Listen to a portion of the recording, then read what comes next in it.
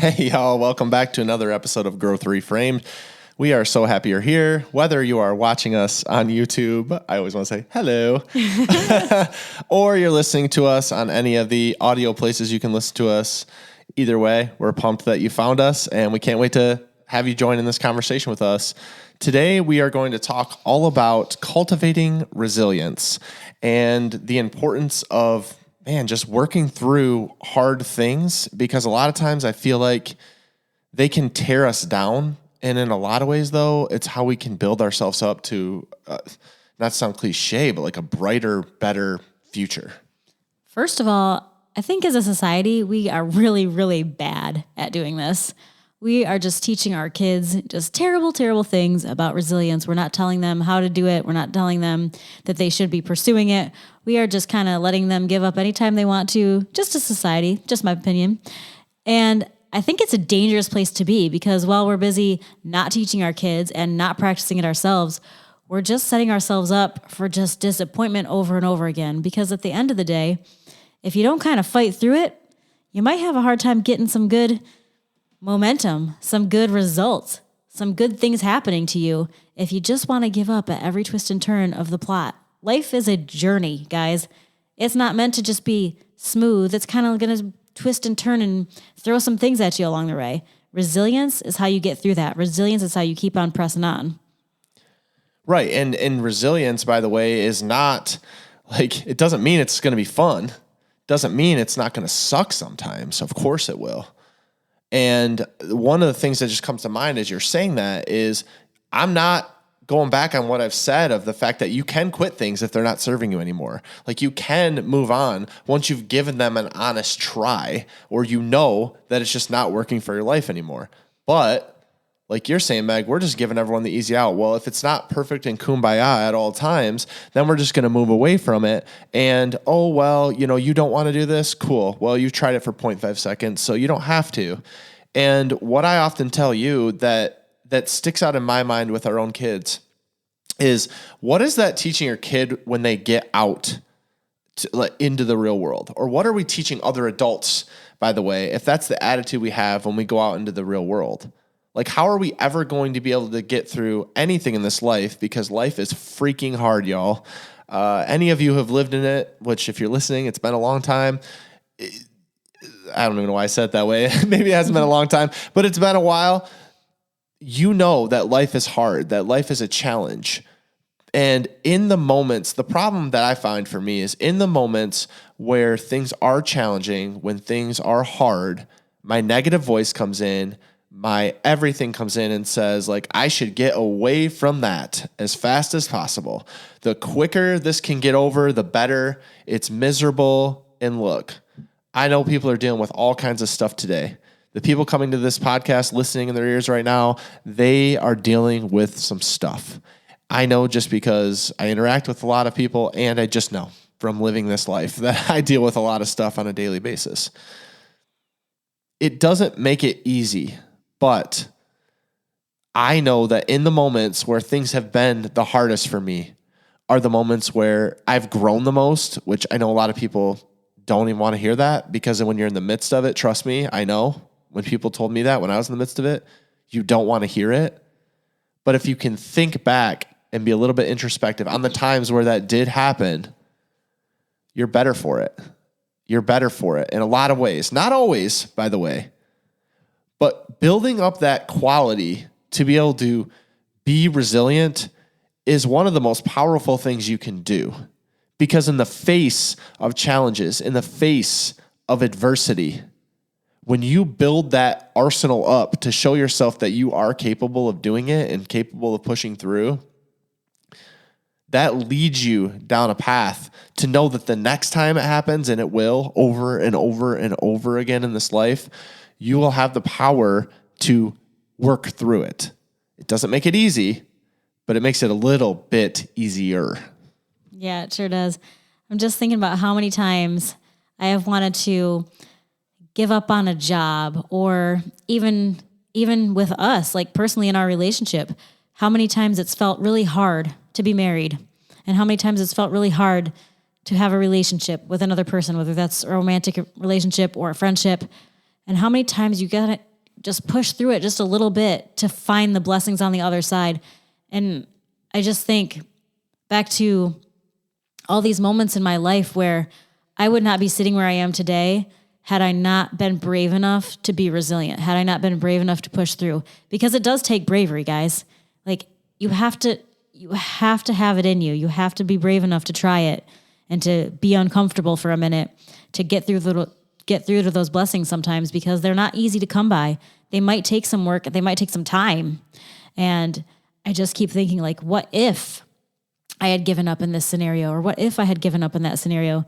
I sure wouldn't be sitting here today doing what I'm doing, married to the man that I am, with the children that I have, with the life that we lead, because I would have given up on so many different things that would have put me down a totally different path. It doesn't mean I wouldn't have had a good life. It just means I wouldn't have had this specific life with this much amazingness in it. I don't think that I would be like, struggling super hardcore, but I don't think it would be this good. And much of what I've learned has just been through persevering through really difficult things. And that's both personal. Why can I not talk? Both personally and professionally. Yeah, but you're right. I mean, when I think about the moments in life that I just wanted to run away from, where, to be honest, like I didn't even know how to get through the day, let alone get through the month, let alone get through the year. Like it felt, whatever was in front of me felt so daunting. Like you brought up our relationship, like our marriage struggles is a big one that stands out. When we first got married and we moved like multiple times when we first got married, that stands out. A blessing as big as having kids, like, is a challenge for me. And I think there's just been so many things in my life that make me feel like, again, I don't know how to get through, but the only way that I have gotten through is I didn't give up. I didn't shy away from it. And I took it one step, 1 hour, 1 minute, 1 second, however small you got to break it down to figure out how you're going to get through the time that you're currently in. That's how small and bite size you have to take it down to get through. And y'all, there's some days now, even still, I sit there and I'm like, I don't even know how I'm going to do this. Like, I don't know how I'm going to get through this. I don't know. There's no manual for how to get through this. This is such like a difficult thing or weird thing or odd thing. I think about all of us just living in this world right now, how screwed up it is. Like, I don't know how to manage this and raise kids in this and live through this time. But what are my choices? I can give up and run away, or I can push through and try to move forward. And man, I mean, you talked about us giving a lot of easy outs, and I know that's hard for people to hear, and I know people don't want to hear it. But are you giving yourself the easy out? Because how many jobs have you been going to for $1 more an hour? How many relationships maybe have you gone through in your life? How many times have you moved thinking, well, that's going to be the fix. That's going to be the thing. That's going to be what fulfills me. And that's going to be the difference. But then you get there and it's not. What's the thing you're chasing? What's the thing you're running away from? And where has it landed you? The fact is, a lot of times there's tough things and you just have to be brave and have courage, like you said, Meg, in the face of those tough things. They don't become easier, but the more you are willing to lean in and do it, they do get a little bit easier. Like, it doesn't mean that you just, now I'm having this issue at work, so I'm good because, it's happened before. No, that's not what it is, but it does, much like anything else in your life, get a little bit easier. Well, I think that every time you go through something hard and come through it on the other end, and you've shown that resilience, you've gotten that muscle kind of flexed a little bit. And so you almost feel like the next time that something happens that's hard, you can think back to that past thing and use it. Like, use it as your own little internal ammo to say, hey, yeah, it's really hard right now, but I can do hard things, because I remember when I had that thing going on that work thing was really tough. And now this work thing is again tough, but it's a different work thing. But guess what? If I got through that, I'll get through this too.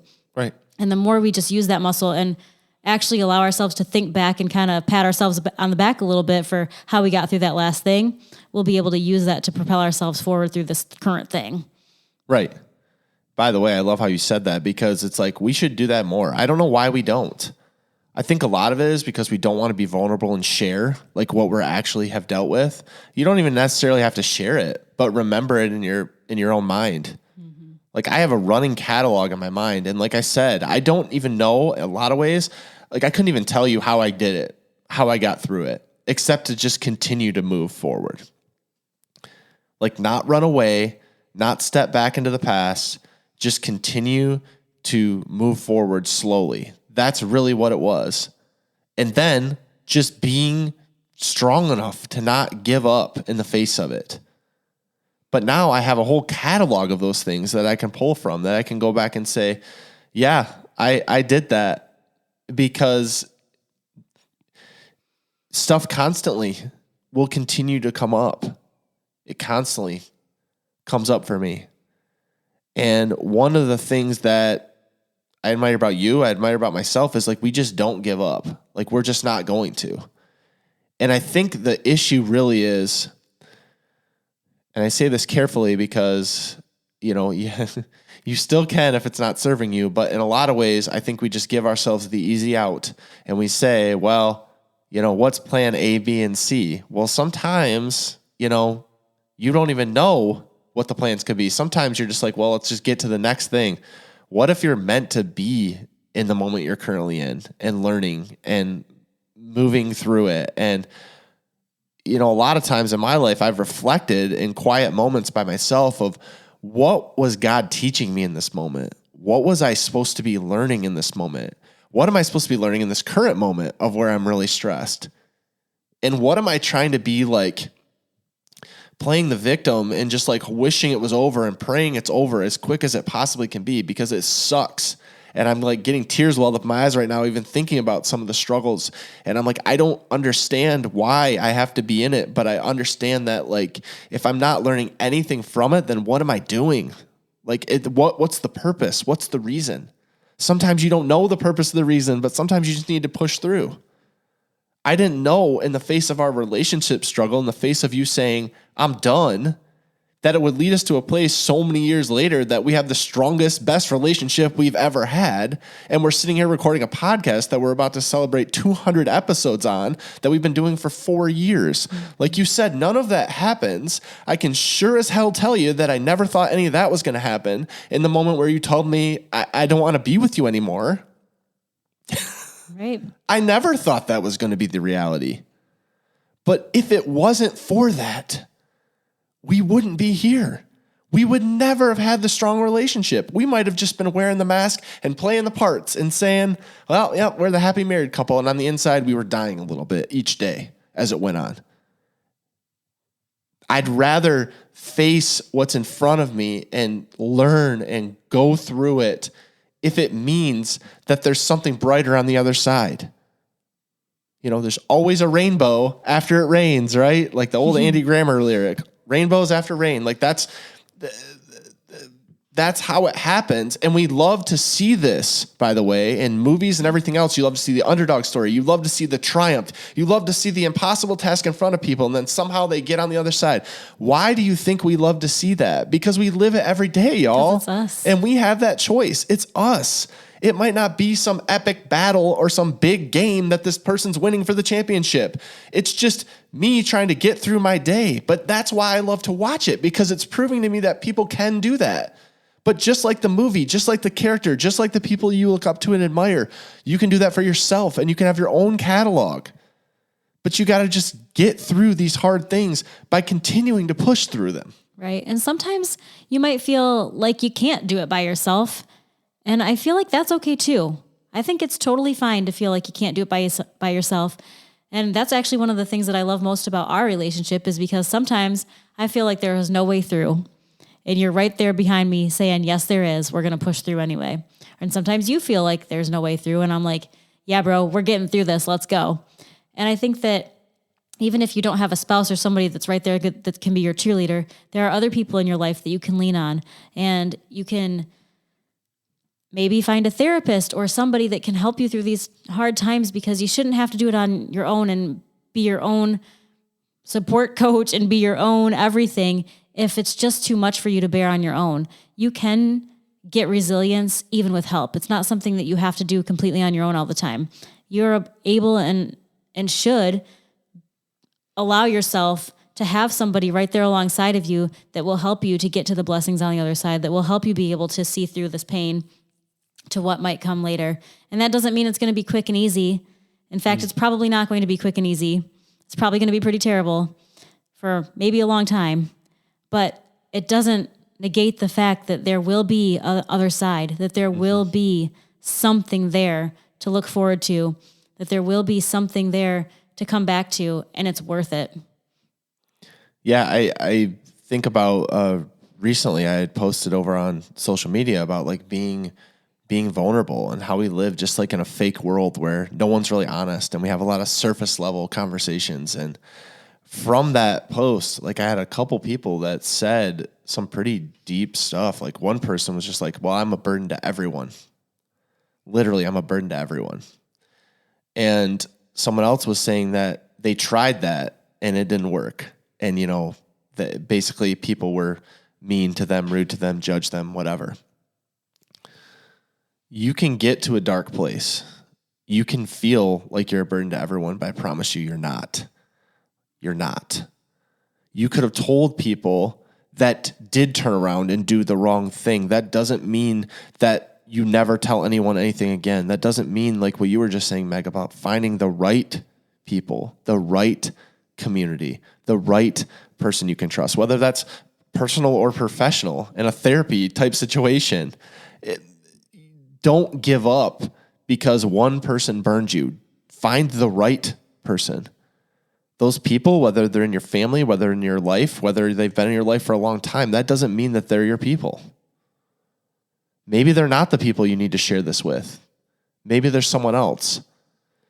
But so many times in life, when I talk to people out there, the story they tell is like, well, this person or that person, there's always a person, isn't there? And I get it. There's a lot of people doing a lot of hateful and terrible things out there. And there's people that I'm sure have done you wrong. But that doesn't mean that you close yourself off and don't ask for help if you need it. There's, like I said, there's personal people that maybe you could be more vulnerable with because you never have, because you don't want to burden them. Raise my hand, by the way. I lived that way for a long time. Still fight it. There are professionals, like I've gone to therapy. Meg, you've gone to therapy. I've known plenty of people to go to therapy. I don't know why it's so stigmatized. It's not. It never will be here. Or, you know, if you really feel like you have no one, what I do, talk to God. And I think he gets sick of me talking about some of the things that I'm talking about. But it feels good to know that I'm not alone. Because sometimes, even in the face of all of it, stuff is so big that I feel like I can't share with you even. And I feel like I'm alone. And then I realize that I'm not. And then on the other side of that, you said like there can be brighter things on the other side. There definitely can be brighter days, but like there's no guarantee of that either. It could be more challenges, but like I said, what choice do you have? You can continue to push through and continue with that hope and pursuit of better days, or you can sit and be in it forever. I'd rather at least try to pursue more things with no guarantee, because the only guarantee that it'll remain miserable is to just sit in it without trying any of the things we've just mentioned and not doing any actionable steps to move forward. Then you will probably continue to be miserable because you're not doing anything proactively to try to move forward. All right, guys. Thanks so much for joining us today on Growth Reframed. We want you to know that it's worth it. Go ahead, practice that resilience muscle. We love y'all. We'll see you next week.